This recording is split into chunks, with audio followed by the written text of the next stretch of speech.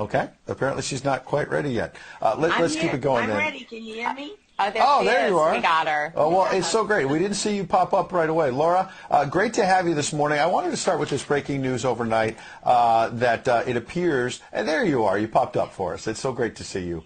The Daily Mail has a very interesting story that's saying that Vladimir Putin essentially may be running out of bullets, that he might have a week and a half, 2 weeks max. He's losing warplanes, tanks, all the rest of it. He obviously went into this thinking he was going to bulldoze his way through Ukraine. He's obviously caused a lot of destruction. Don't want to minimize the fact there's over 2 million refugees. But this has not gone as well as Vladimir Putin expected. I don't buy it for a second, Ed, I'll be honest with you. I really think that there's so much misinformation. We've never really seen anything like it. I mean, I've been covering wars now for 35 years, and I have never seen people with their nails done in the Ukrainian flag, right? I mean, we're being corralled into this box where we either have to hate Vladimir Putin and believe everything evil that's said about him and love Ukraine, and there's no in between. And that reminds me a lot of you're either, a white supremacist or you go with the Democrat narrative on everything under the sun. So Vladimir Putin knew exactly what he was doing when he went into Ukraine. The Russian military isn't perfect. They, for example, I've spoken to multiple defense specialists and intelligence specialists from a Defense Intelligence Agency who've studied the Russian military for years. They do have a difficulty mounting complex air operations because they do very little training hours in comparison to, for example, the United States air assets, right, our fighter jet pilots. But Russia is not struggling. What Russia has done from the very beginning has been very strategic. They didn't go straight to Kiev.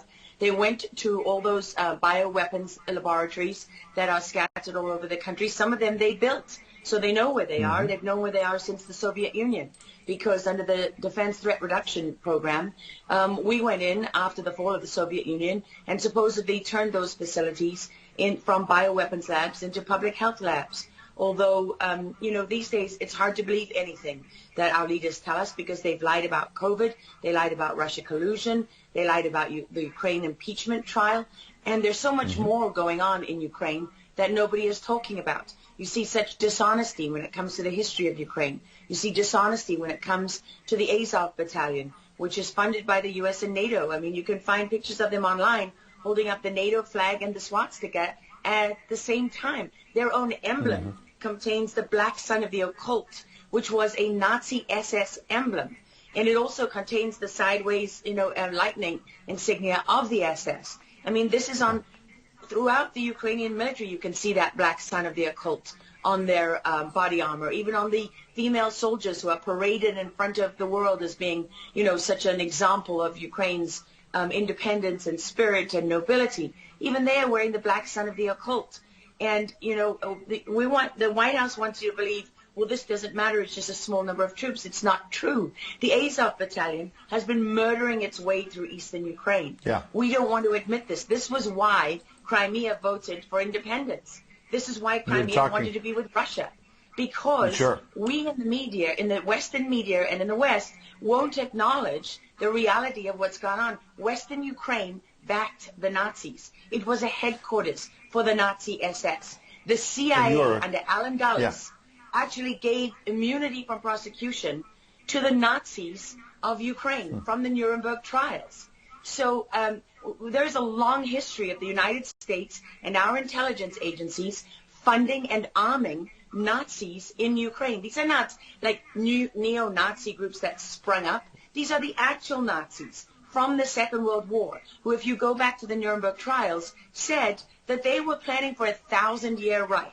And so you have to really wonder as you look at this, when you know that the CIA sponsored the color revolution in Ukraine in 2013 and 14, that they selected Ukraine's leaders, go to Victoria Nuland's leaked phone conversation where she and the U.S. ambassador are deciding who can lead Ukraine.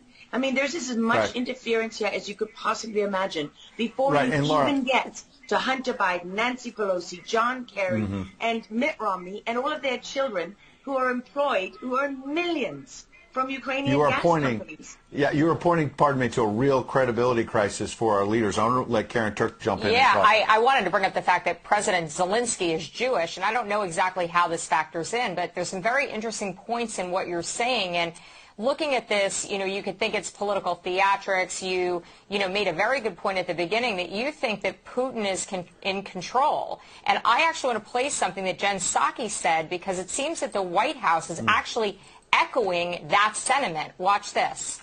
Well, the end game is really a question for President Putin. We have completely crushed his economy.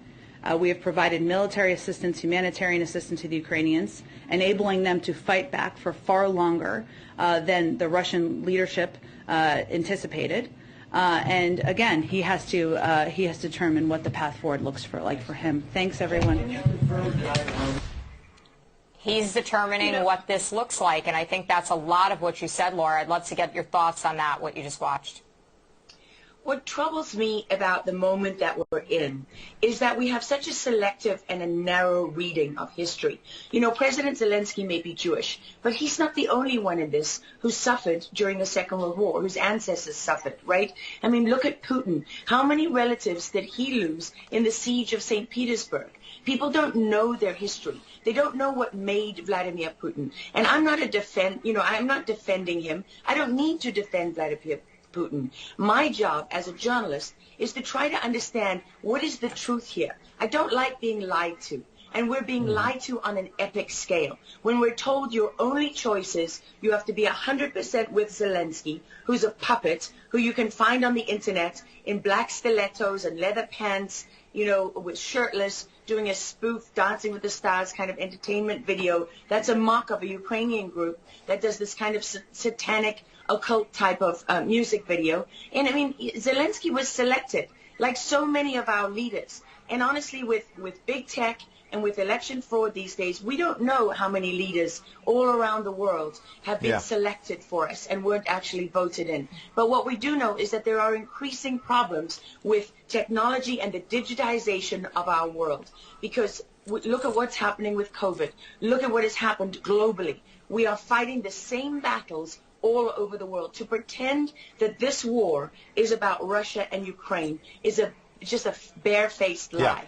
If Putin has been warning for 15 years that he is not going to stand by while the globalists take over the world, build bioweapons facilities and whatever else they're doing in Ukraine, Ukrainian oligarchs. Ukraine has been a center of money laundering for, many of the leaders in this country. For how long? Billions of US dollars have been laundered through Ukraine, and we say nothing about it. These are our tax dollars. I mean, before the impeachment trial, had you ever heard of anyone in the United States, us bringing in foreign governments to the White House for anti-corruption training?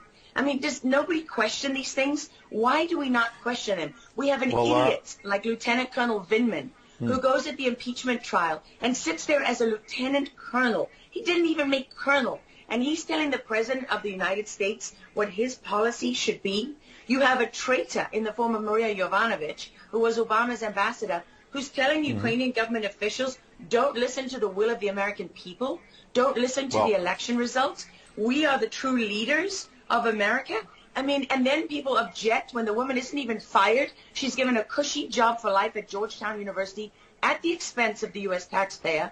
And we're told that the President of the United States cannot say to his foreign counterparts, that we want you to look into something. But Joe Biden, he can withhold as much aid as he wants to. I mean, there's so much hypocrisy and dishonesty here, and Ukraine is at the center of it all. Go back to Russia collusion. Go to Alexandra Chalupa. Go to Eric Karamella, the whistleblower who went to work for Adam Schiff, who wasn't really a whistleblower, and all those corrupt people in the deep state. And you know what?